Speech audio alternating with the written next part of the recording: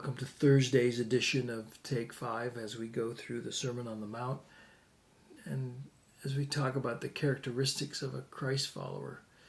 We're looking at the Beatitudes, and the Beatitudes we're going to look at today. Years ago, there was a Coca-Cola commercial with Mean Joe Green. Now I'm dating myself. Mean Joe Green was a lineman for the Pittsburgh Steelers, and that was his characteristic, or at least his reputation. He was mean. He was a big guy.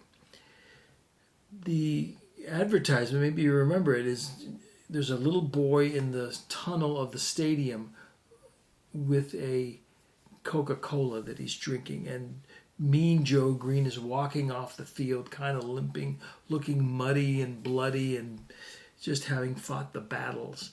And as he walks past the kid, if I remember correctly, he just sort of ignores the kid for a minute, and so the child offers Mean Joe Green a sip of his Coke, to which Mean Joe drank the whole thing down.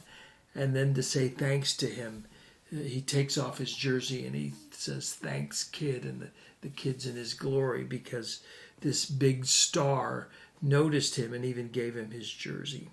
I say that because in many ways one of the characteristics of a Christ follower, according to these Beatitudes, is someone that looks at the lesser, at the star that looks at the little kid. Not that we're stars, but the Christ follower looks at those who are without means, without justice, without health, and truly, truly cares for them. When we looked at the book of James, James would write, "Pure religion is this, if you look after widows and orphans." And in some ways, Jesus is going to say the same thing. What a great description of a Christ follower, that we're not the glitzy and glamour that sometimes gets characterized of the evangelical church, asking for money and building bigger buildings and just in the spotlight and all of that. The true Christ follower is the one that gives his jersey to the little kid in the tunnel of the stadium. Well, there's a few of them. I want you to hear this. "Blessed are those who hunger and thirst for righteousness, for they shall be satisfied." Blessed are those who hunger and thirst for righteousness. Now, again, Sermon on the Mount is not about external religion. It's about internal things first.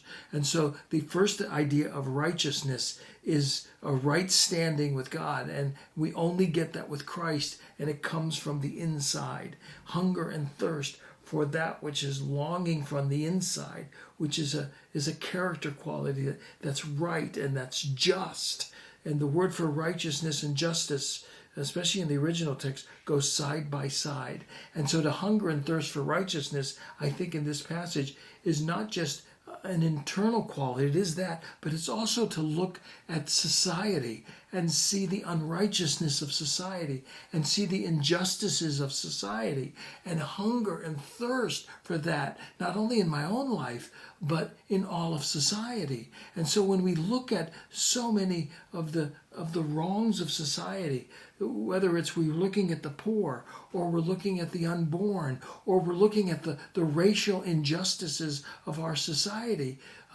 instead of coming up with just neat answers or just it's no big deal, the Christ follower looks at that and hungers and thirsts for something that's much better. Yes, we must.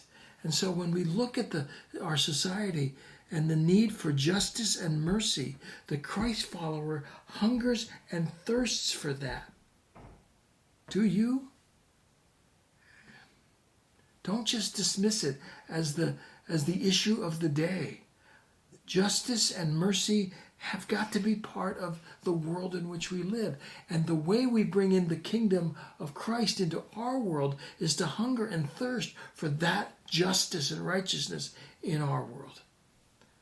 Knowing, and here's the result, knowing that one day it will be satisfied. We will be satisfied. Blessed are those who hunger and thirst for righteousness, who look at the missing righteousness in our hearts, the missing justice in our society, and we hunger and thirst for something better. I hope that's you. That's all we did for today. Wow. I'll see you tomorrow as we continue with the Beatitudes.